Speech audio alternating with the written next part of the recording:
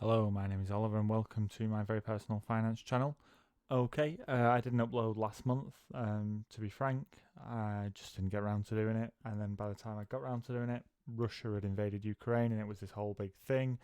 Massive drop in the stock market, which I didn't take advantage of because I felt real bad about profiting when people were getting carpet bombed. Um, it's just where I landed on it. I know a lot of people invested quite a lot of money in the dip.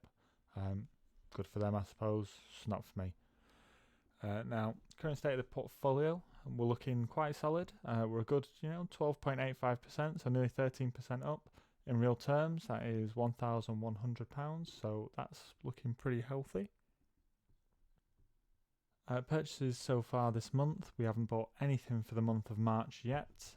We have hit a milestone though. Finally got our account value over 10 grand, which is excellent. As you can see there, we've got £275 left to spend. So we'll probably chuck them on something. I've currently got my eye on Aviva, just down here. We already have a position in Aviva, but they are going ex-dividend on the 7th of April. So if we can get our hands on a few more, then we'll get an extra 15 pence from them.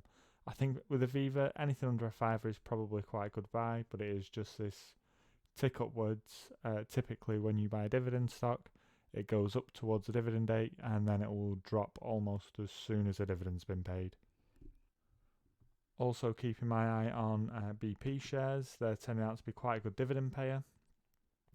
Still like the fact that they're progressing into green technologies, and anything under £4 for them I'm still thinking is quite a good buy.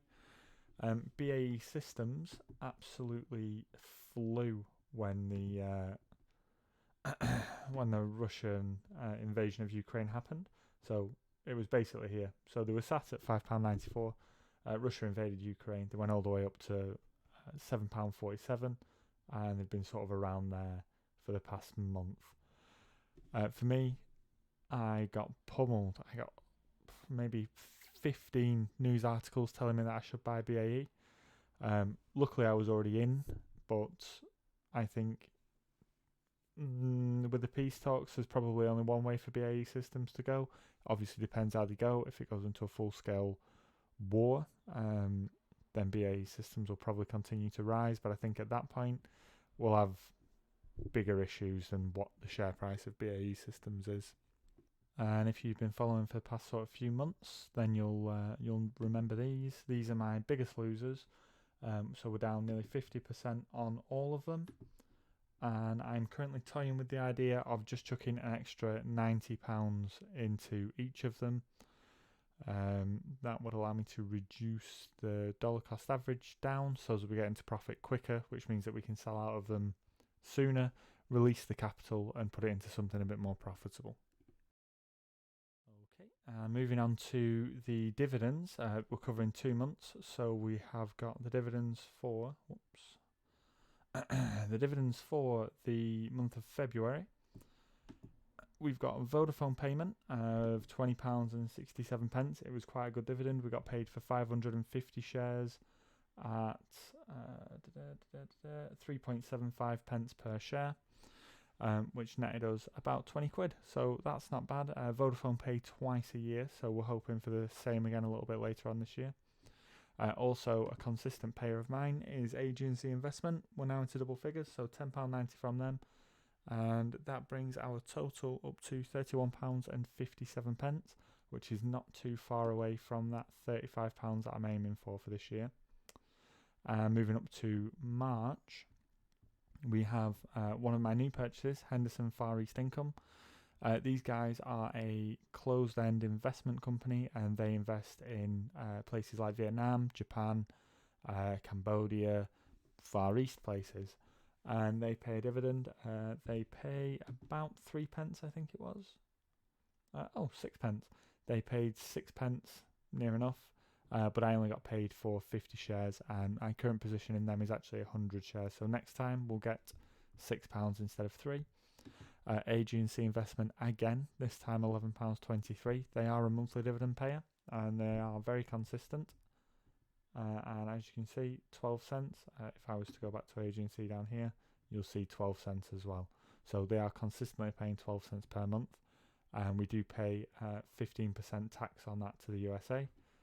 So even after the payments, it's 10 cents per share after tax per month, which is great. And final dividend was BP for 4 pennies, and we have 300 shares. So that was £12.48.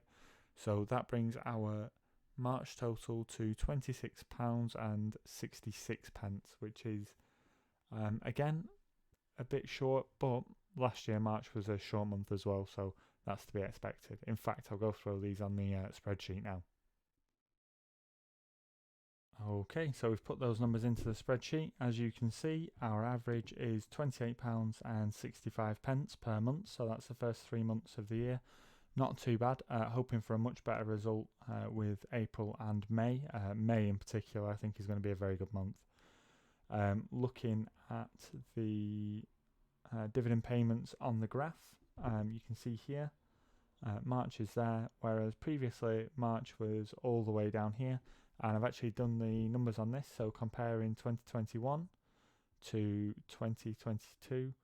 2021 was actually a 39% decrease from February to March, and 2022 was actually a 16% decrease from February to March.